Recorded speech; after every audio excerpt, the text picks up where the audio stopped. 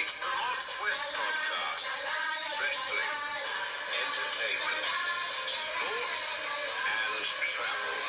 Home of the 2024 MLB World Champion Dodgers. And now, here's your host, W.E.S.T.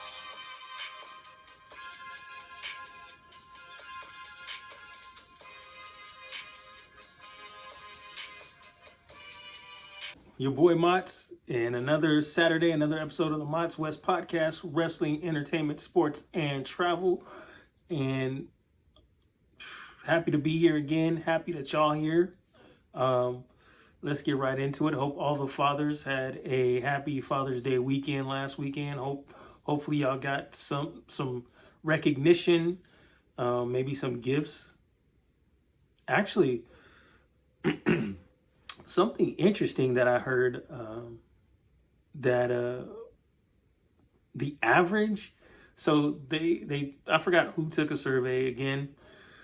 I forgot the source and everything, but they took a survey among American families, and the average amount spent on dads on Father's Day is $241 and some change. Now, I don't know about you, but I've never had that spent on me for Father's Day. Nowhere close to that. Maybe not even a fourth of that. So, shout outs to all the dads that are getting that $241 stipend. But yeah, so hopefully y'all got some recognition at the very least, or got to relax or do whatever y'all wanted. Since we talk about wrestling on the podcast, going back 10 years, Father's Day, my son and I were walking downtown LA, and we just so happened to run into what used to be at the time Bullet Club, members of the Bullet Club, some of the prime members, and that would be AJ Styles, Carl Machine Gun Anderson, and Luke Gallows, the Good Brothers. They had actually just got signed to WWE, and AJ Styles later that evening he beat John Cena in a match. So that was like a crazy day. So shout out to y'all, AJ, Good Brothers, shout out for life. So that's that, and I want to give a shout out to the LA Sparks and the WNBA as a whole. They celebrated their anniversary since their start in 1994, which their first game was the LA Sparks versus the New York Liberty, and Nneka Ngumake ended up hitting the game-winning shot to win the game for this year's LA Sparks over the New York Liberty. So shouts out to the Sparks and Nneka and the entire WNBA. They just signed a new deal. They're going to be getting more money and getting the respect and the pay that they deserve. So I'm all about everybody getting the respect and the pay that they deserve. So that being said, this weekend is a monster weekend for wrestling. We have not one, not two, not three, but 4 pay-per-views, premium live events, whatever you want to call them. Seems like WWE is the locker room leader when it comes to naming events and all things wrestling now, because before wrestlers were wrestlers, but WWE coined the term superstars. And then it used to be every month the wrestling promotions would have a big pay-per-view, meaning you had to pay to view it, or pay per viewing of the show. But now, since they're most of the wrestling shows are on streaming, where you actually get the pay-per-views included in your monthly subscription package, WWE now calls them PLEs, or premium live events, which means they're already included in whatever the $9.99, $19.99, $29.99 a month that you pay. So you don't have to pay any extra to watch the pay-per-views or the PLEs. So now it's a premium live event. Basically, all of the 4 major brands or promotions are having pay-per-views. This weekend, you got WWE with Night of Champions, you got AEW Forbidden Door, NXT Great American Bash, and TNA Slammiversary.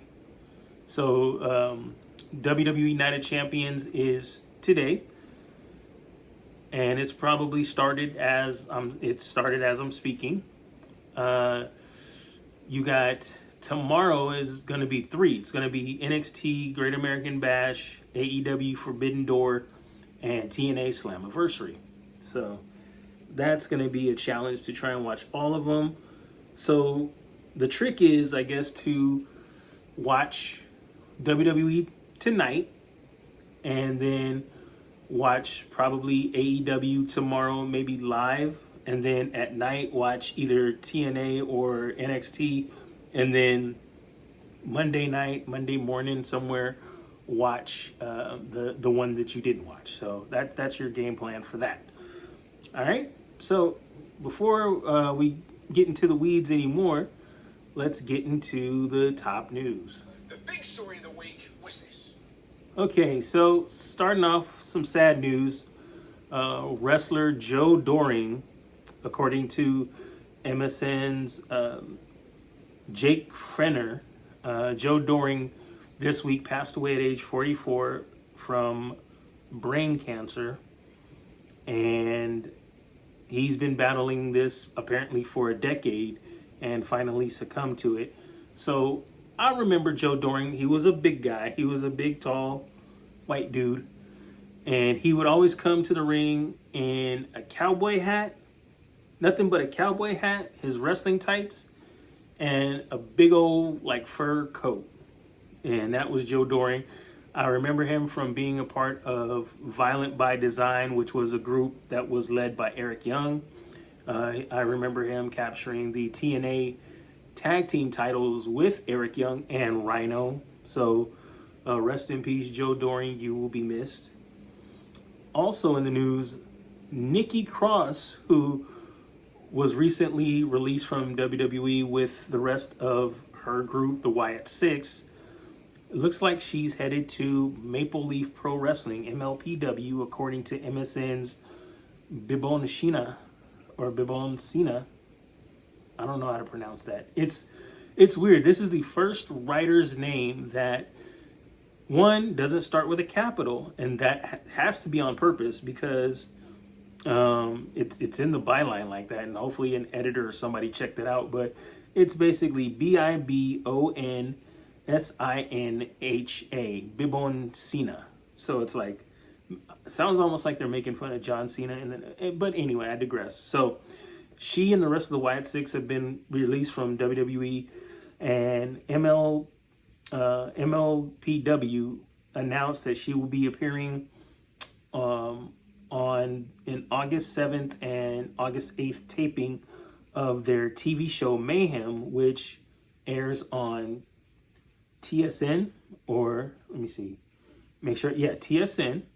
And she will be going back to her indie name, Nikki Storm, not Nikki Cross. So hopefully she's having a good week as she's preparing to come back into the world of wrestling after her WWE non-compete clause expired.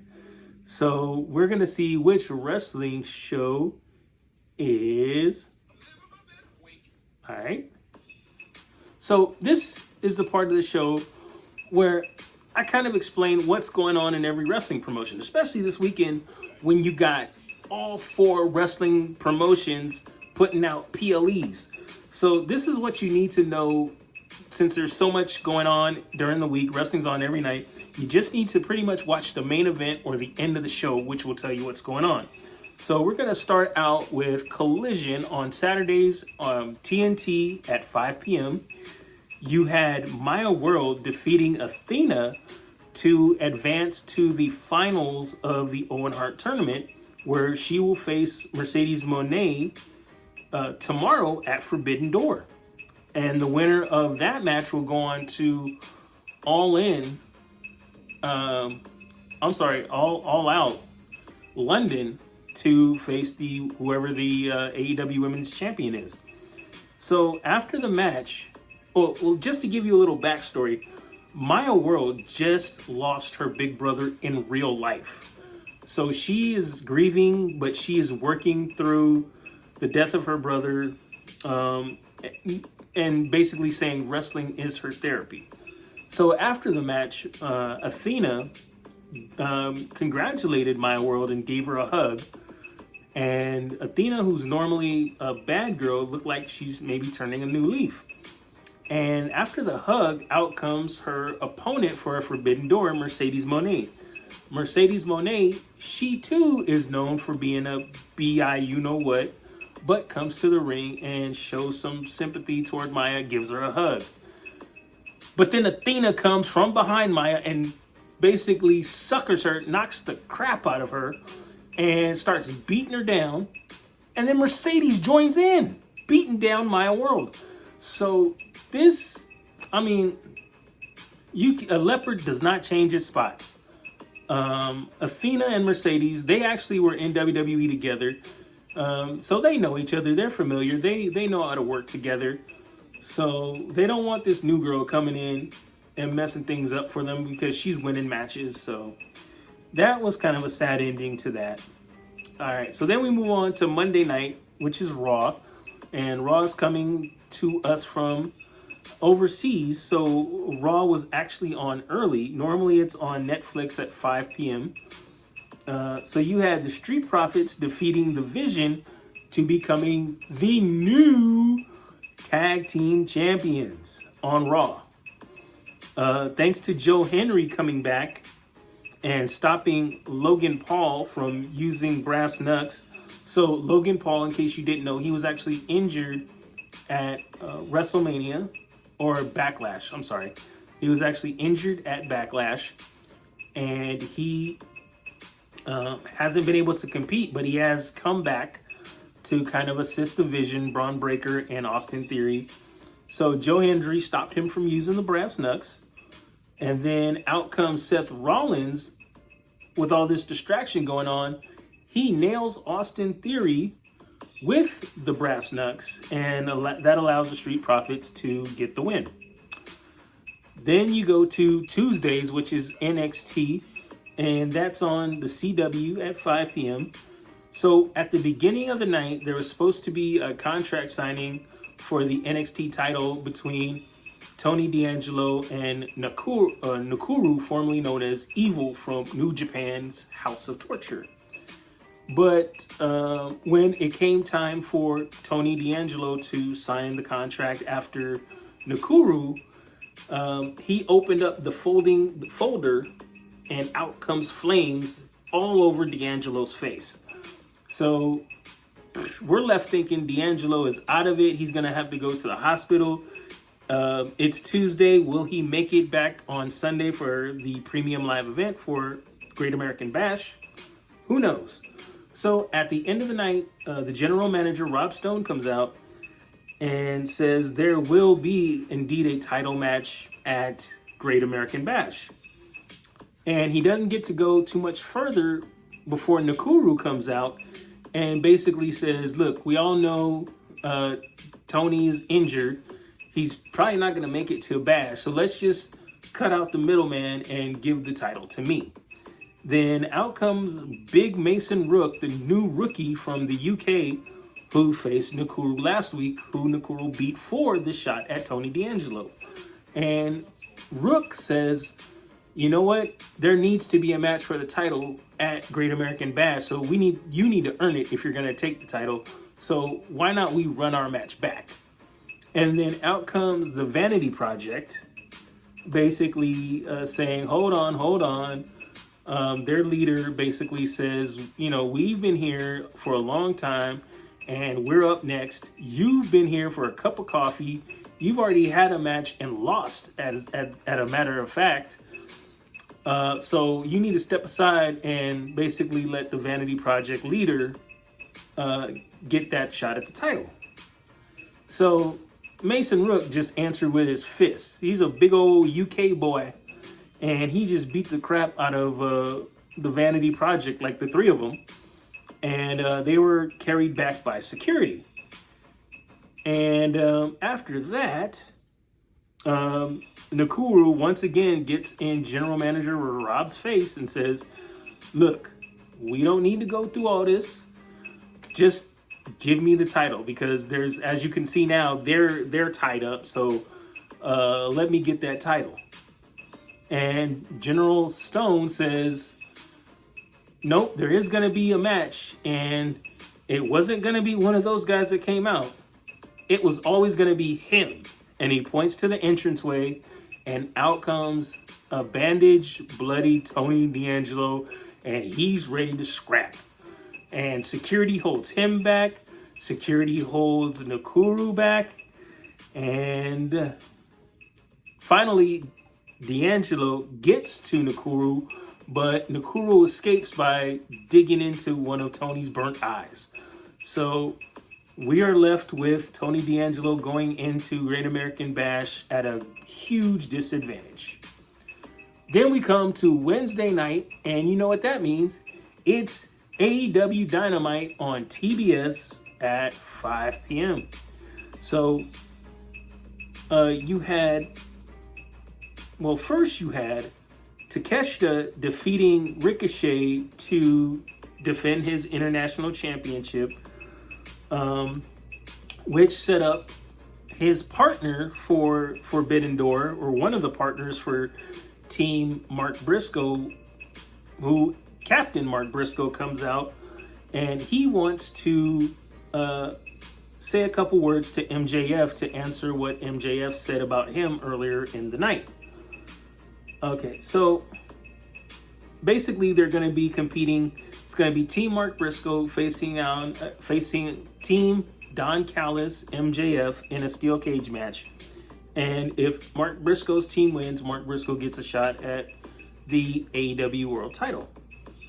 So Don Callis walks out as Mark was talking and takes his attention, while MJF comes up from behind and attacks Mark, and Mark gets the best of MJF when all of a sudden Kyle Fletcher comes out, sneak attacks Mark, gives him the brain buster, and then Okada comes out, gets on Fletcher, hits him with his move, the Raging Fury.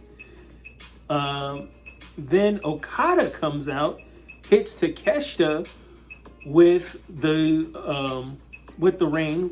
Rainmaker, and then Kyle O'Reilly comes out and takes out Okada, puts him in an ankle lock. And then the newest member of the Don Callis family, Kevin Knight, the TNT champion, comes out and splashes O'Reilly, takes him out. Then Darby Allin comes out and puts a Scorpion Death Drop on Kevin Knight. Then Big Jake Doyle, who used to be Jake something in TNA, comes out and basically stops Darby Allin in his tracks. And so Roderick Strong comes out. Now it's Darby Allin and Roderick Strong on Jake Doyle, and they pretty much handle him. And then Andrade comes out and clothesline Roderick Strong, while MJF comes back into the ring and low blows Orange Cassidy. Oh, I'm sorry. Did I mention that Jake Doyle handled Darby Allin and Roderick Strong, and Orange Cassidy had to come out for the save? And then so that's when Andrade comes out. It's long, y'all. That's when Andrade comes out and gets Orange Cassidy, and MJF comes out and basically goes to hit Orange Cassidy with the diamond-studded diamond ring. And Orange Cassidy moves out of the way. MJF unintentionally hits Andrade. And then that's when Mark Briscoe comes back out and then hits MJF with the J Driller, and the Don Callis family with MJF retreat. Whew, that was a long one, folks. So like I said, both of those teams will meet at Forbidden Door. If Mark Briscoe's team wins, Mark Briscoe gets a shot at the AEW title. All right, TNA, Impact Wrestling, Thursdays on AMC at 6 p.m. So early in the show, Nick Nemeth assaulted Santana, the TNA Championship. I sense a theme going on here. And Nemeth basically gets Santana so bad, he has to go to the hospital for treatment. And then at the end of the night, Nick Nemeth comes out and says, it looks like Santana won't be able to make it to Slammiversary, so let's just give me the title. Again, another pattern forming here. And then he calls out the president, Carlos Silva, or tries to call out the president, Carlos Silva, so he can make it official and give Nick Nemeth the title. Only out crawls Nick Nemeth's younger brother, Ryan, who has a shirt torn and he's beaten up. And who's behind him? Santana.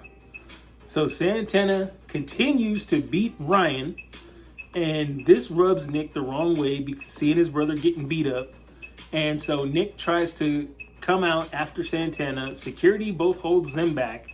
And at the end, they brawl for a little bit. And then at the end, Santana's in the ring, standing, but he's a bloody mess. So again, they will meet Sunday at Slammiversary for the TNA World Heavyweight title. Okay, SmackDown. It ended on kind of a crazy note. You're going to see a pattern forming here. Cody comes out to the ring to talk about his triple threat match tonight at Night of Champions, or I should say this afternoon at Night of Champions versus Gunther and Sami Zayn. And before he can get too much into it, Sami Zayn butts right in and interrupts him and says he didn't want any of this. Y'all, namely Gunther, put me in the middle of the situation when Gunther was attacking Cody, and then Gunther named Sami Zayn as a special guest referee, and then it backfired on Gunther because he got mad at Sami, put his hands on Sami, and Sami put the paws to Gunther. So now you got Cody all mad, and Cody says, Sami, this is exactly what you wanted. And you wanted to get a shot at the world title, and this is how you're going to go about doing it. And then Kevin Owens begins to catch some strays at this point from Cody. And so finally, Gunther comes out to interrupt Sami and Cody. And basically, Gunther says, hey, I don't care what's going on with any of y'all. The only thing that matters is me being undisputed world champion. So then Jey Uso comes out and basically says he's going to win the King of the Ring, and basically gives everybody quote unquote warning shots, except for when he gets to Gunther. He says, Gunther, I kind of hope it's you because I want to stomp you out the most. And I'm going to do what I did at WrestleMania for the WWE title and make you tap like a little BI you know what. So this pisses Gunther off, and Gunther takes off on Jey. Basically hits him in the jaw, and Gunther's beating up on Jey. Cody tries to go and peel Gunther off, but then Sami Zayn goes to interrupt Cody, to snatch Cody back. So then at that point, that clears a way for Gunther to get to Sami with a kick. And then Cody and Jey go to work on Gunther like they were a tag team back in the day again. And after that's done, they're facing each other, and out comes Oba Femi.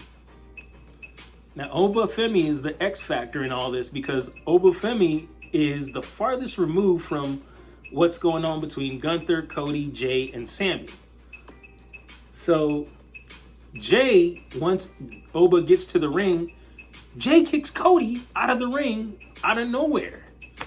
And he's standing face to face with Oba. But then Gunther comes into the ring and takes out Jey. Now Gunther's standing face to face with Oba. Then Sami comes back into the ring, gets rid of Gunther. Now Sami is about to look at Oba when Cody comes back in and gives him a crossroads. So Sammy's out. And in the process, Cody dropped his belt. He goes to pick it up. And then Obafemi, who hasn't even gotten into the ring, but his presence has been felt, steps into the ring and over Cody and the belt. So Cody looks up to him, picks up the belt, stands up, and holds the belt over Obafemi. End of show. Now, I know that was a little bit long because these are long build-ups to these matches this weekend. So, the one show that is, I'm going to have to give it to Collision. Why? Because, like I just said, every show ran the same pattern. It was multiple wrestlers getting on each other, then they got hit back, then they hit again. And so most of the shows followed the same pattern. But Collision, with the story with Maya World using her real life brother's death, was a brave move, and it was the most original out of all of the show's finishes. So Collision, you're living your best week. Now, when we come back, we're going to do Mock Sports West. We're going to see what you watching, and we're going to do some food and travel. Has bad credit been holding you back from getting a new car, a house, or a better job? Visit creditrepairfolks.com. They offer one-on-one consulting and will give you a personal roadmap to removing negative items and adding positive points to your credit score. The first consultation is free, and they're the only ones that offer a money-back guarantee. They also have payment plans available. So what are you waiting for? Visit creditrepairfolks.com today. Coaching did a horrible job. The players did a horrible job. We got our ass kicked. That's the great thing about sports. You play to win. And I don't care if you don't have any wins. All right, y'all. It's Mock Sports West, where we talk about the three teams, the only three teams that matter. Lakers, Dodgers, Rams. Lakers, Dodgers, and Rams. So let's get it. First off, okay, Rams. The latest news is really about the Rams' recently drafted quarterback at number 13 this year, quarterback Ty Simpson. So reports say, or a story came out saying that when Ty Simpson is going to bed at night, he records himself calling the plays that he learned in practice or in meetings with the Rams. And he plays those recordings back while he sleeps.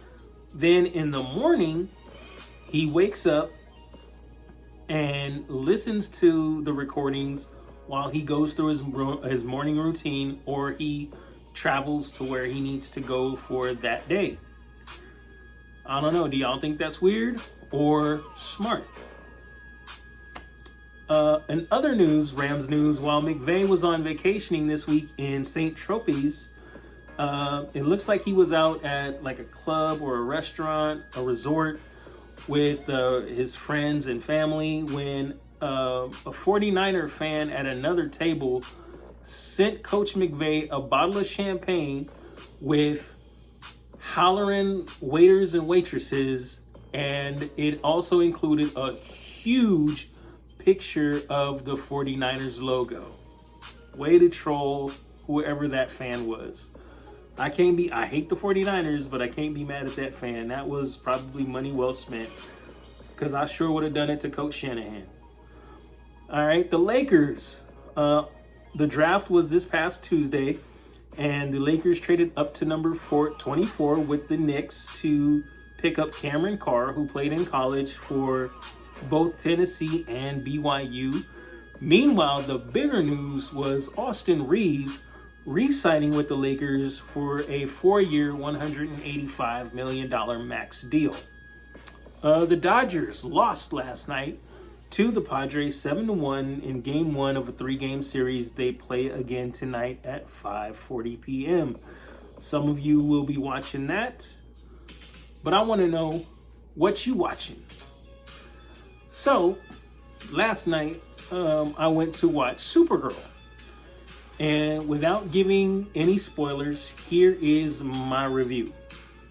Now, I'm pretty sure if you're going to see Supergirl, you've probably already seen Superman, the newest one. And I'm being honest, I'm going to say Superman is here, while Supergirl didn't clear or measure up to that bar, but it was a decent outing. It's not boring and it's not bad, but it's not that tug on your emotion string like Superman was.